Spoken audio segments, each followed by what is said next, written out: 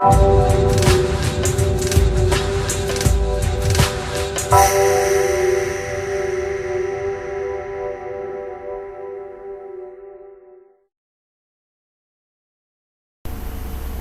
is a small production unit, a site by CMU in Kenya.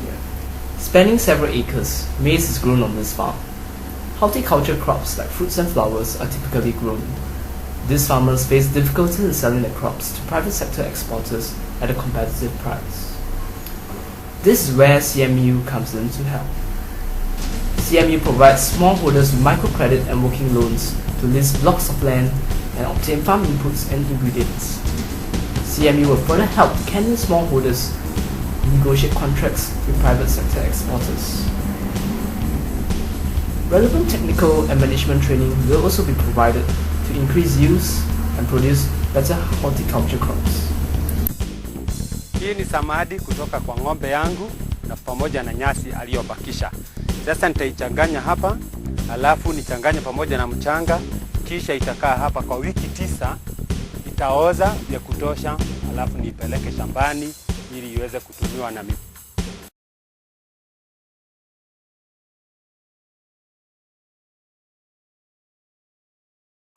Net income for CMU has always been in the red.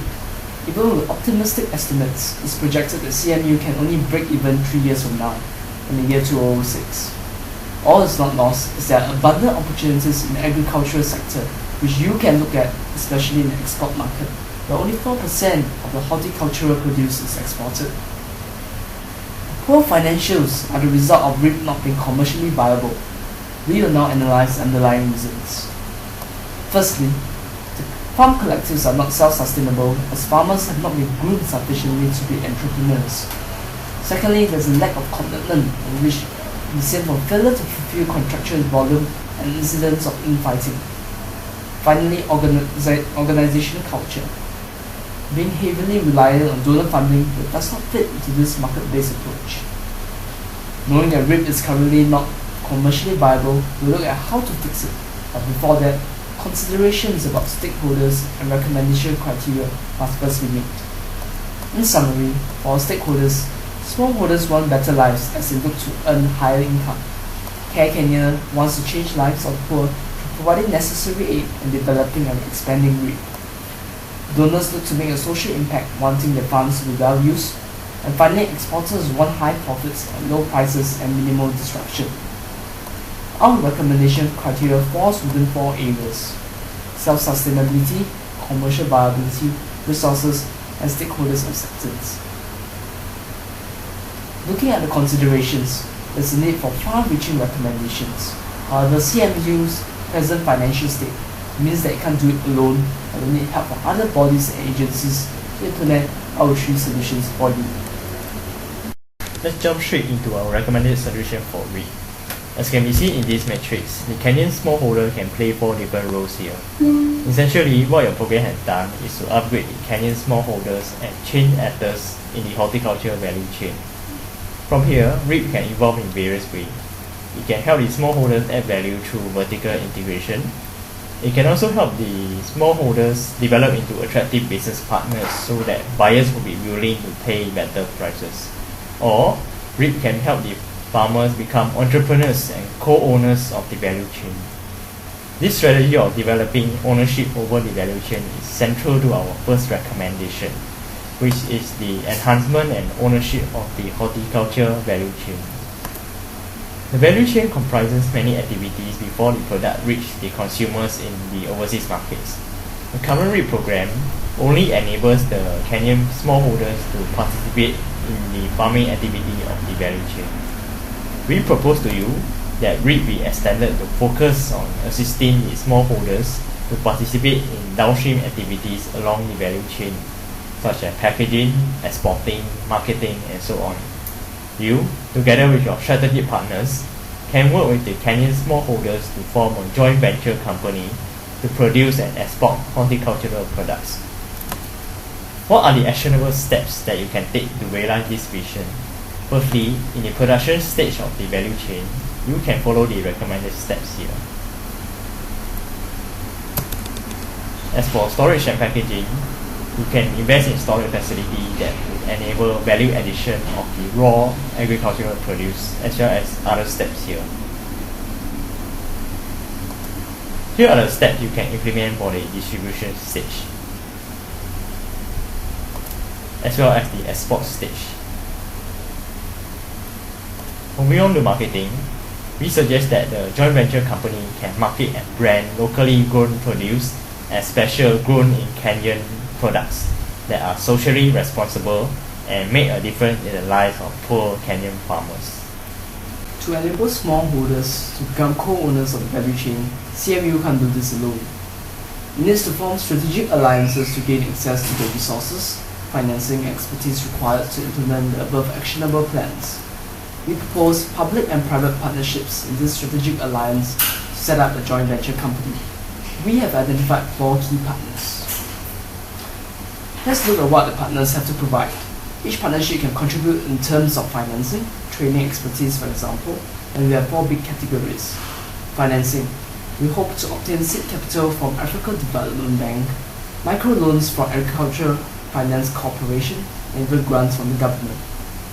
For training expertise and advice, this can be provided by African Development Bank and government. Looking at the retailer and customer network, we hope to connect to the end consumers in overseas market by tapping on to the private investors. Infrastructure-wise, irrigation equipment and transport infrastructure can be provided by the government. Partners can definitely seek to gain from this partnership. There can be economic profits when venture succeeds or when foreign investments are attracted. Intangible benefits, which is used to fulfill the mandate of agencies such as improving life conditions. That is the mandate for African Development Bank.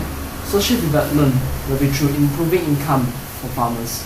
They can then afford to school their children, buy medicines, and reinvest in personal assets, breaking the cycle of extreme poverty.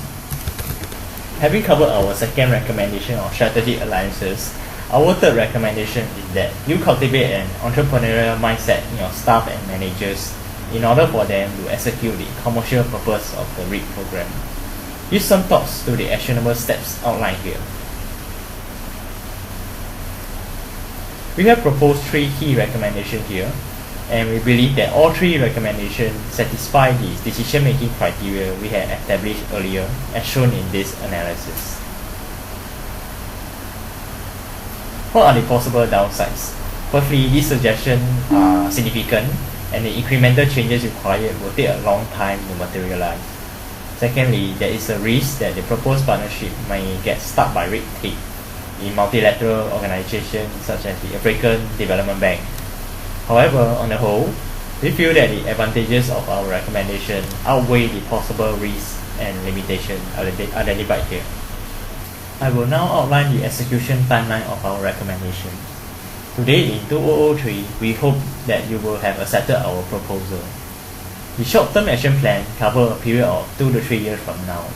Between 2003 to 05 or 06, you should work on building up the strategic alliances as well as execute the other steps outlined here. In the longer term, 3 to 6 years from now, we expect REAP to have executed the following steps. Should our recommended changes prove not promising, we have prepared a contingency plan for you. If it is not successful, we foresee that the private investors will exit their involvement. We would then recommend that Care Kenya step in to provide the bridging funding while you scale back your production to review the model and find new private partners. In conclusion, we have analyzed the REAP program and found it to be commercially unsustainable in the long run.